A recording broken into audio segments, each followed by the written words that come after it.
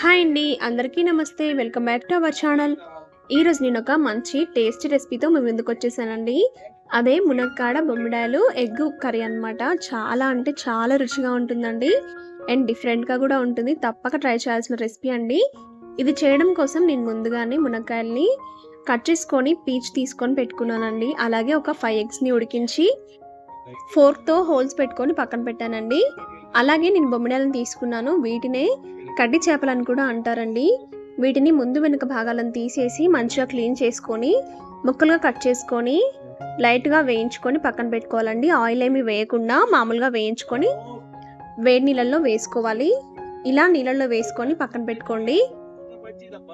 ఇప్పుడు కర్రీ కోసం తాలింపు వేసుకోవాలి. తాలింపు కోసం ఆయిల్ కాస్త ఎక్కువగా వేసుకొని అందులో జీలకర్ర, ఆవాలు, ఉల్లిపాయ, పచ్చిమిరపకాయలు వేసుకోండి. ఇవి వేగిన తర్వాత పసుపు, అల్లం వెల్లుల్లి పేస్ట్ కూడా వేసుకొని అంతా బాగా వేయించుకోవాలి. ఇదంతా వేగిన తర్వాత ఇందులోనే కరివేపాకు వేసుకోండి. ఈ కరివేపాకు కూడా వేగిన తర్వాత ఇందులోకి మనం ముందుగా వాటర్లో నానబెట్టి పెట్టుకున్న బొమ్మిడాయలను వేసుకోవాలి.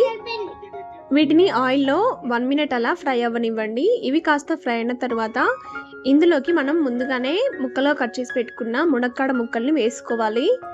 ఈ మునక్కాడ ముక్కలు కూడా ఆయిల్లో కాస్త వేగితే టేస్ట్ బాగుంటాయండి. ఒక 5 నిమిషాల పాటు లో ఫ్లేమ్లో వీటిని కలర్ చేంజ్ అయ్యేంత వరకు వేయించుకోండి. మూత పెట్టేసి వేయించుకోండి. ఈ మునక్కాయలు కొంచెం వేగిన తర్వాత కొంచెం సాఫ్ట్ అవుతాయి కదండి. అలా అయిన తర్వాత ఇందులోకి మనం ముందుగానే కట్ చేసుకున్న టొమాటోస్ని వేసుకోవాలి. ఇక్కడ నేను మీడియం సైజ్ టొమాటోస్ ఒక 4 తీసుకున్నానండి. ఇందులోని రుచికి సరిపడినంత సాల్ట్ కూడా వేసుకోండి. ఇప్పుడు సాల్ట్ వేసుకోవడం వల్ల టొమాటోస్ అనేవి త్వరగా వేగుతాయి అన్నమాట. ఈ టమాటాలు సాఫ్ట్ అయ్యేంత వరకు ఉడికించుకోవాలి. ఇలా ఒకసారి అంతా బాగా కలుపుకొని మూత పెట్టేసి మీడియం టు లో ఫ్లేమ్లో మగ్గించుకోండి. టొమాటోలు సాఫ్ట్గా అవ్వాలి. అలా వచ్చేంత వరకు మగ్గించుకోవాలి. చూడండి, మనకైతే టొమాటోలు సాఫ్ట్ అవుతున్నాయి. ఇలా అయ్యేంత వరకు మగ్గించుకోవాలి. ఇలా అయిన తర్వాత ఇందులోకి రుచికి సరిపడినంత కారాన్ని యాడ్ చేస్తున్నాను. ఇక్కడ నేను 2 టేబుల్ స్పూన్స్ వరకు కారాన్ని అయితే యూజ్ చేస్తున్నానండి. మీరు కారానికి తగినట్లుగా వేసుకోండి. ఈ కారం అనేది కర్రీకి బాగా పట్టేలాగా ఇలా మిక్స్ చేసుకోండి. ఇలా మొత్తం బాగా కలుపుకొని మూత పెట్టి ఒక 5 నిమిషాలు మగ్గించుకోండి.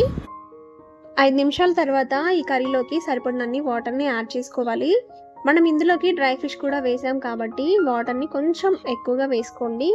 ఇక్కడ నేను ఒక టీ గ్లాస్తో వేసానండి. ఇలా వేసుకొని అంతా బాగా కలుపుకోవాలి. అంతా బాగా కలుపుకున్న తర్వాత ఇందులోకి ఒక 1/2 టీ స్పూన్ వరకు గరం మసాలాని వేసుకోవాలి. గరం మసాలా వేసుకొని ఇందులోనే మనం ఉడికించి పెట్టుకున్న కోడిగుడ్లను వేసుకోవాలండి. ఇవి నేను ఫోర్క్తో ఘాట్లు పెట్టాను. అలా ఘాట్లు పెట్టుకొని వేసుకోండి. అలా ఘాట్లు పెట్టుకోవడం వల్ల కర్రీ టేస్ట్ అనేది కోడిగుడ్లలోకి బాగా దిగుతుంది. ఇవి కూడా వేసుకొని అంతా బాగా కలిసేలాగా కలుపుకొని మూత పెట్టి ఒక 10 నిమిషాల పాటు మీడియం టు లో ఫ్లేమ్లో ఉడికించుకున్నట్లయితే tasty and yummy curry ready అయిపోతుందండి. చాలా అంటే చాలా టేస్టీగా ఉంటుందండి. నిజంగా చెప్తున్నాను, మీరు ఖచ్చితంగా ట్రై చేయండి.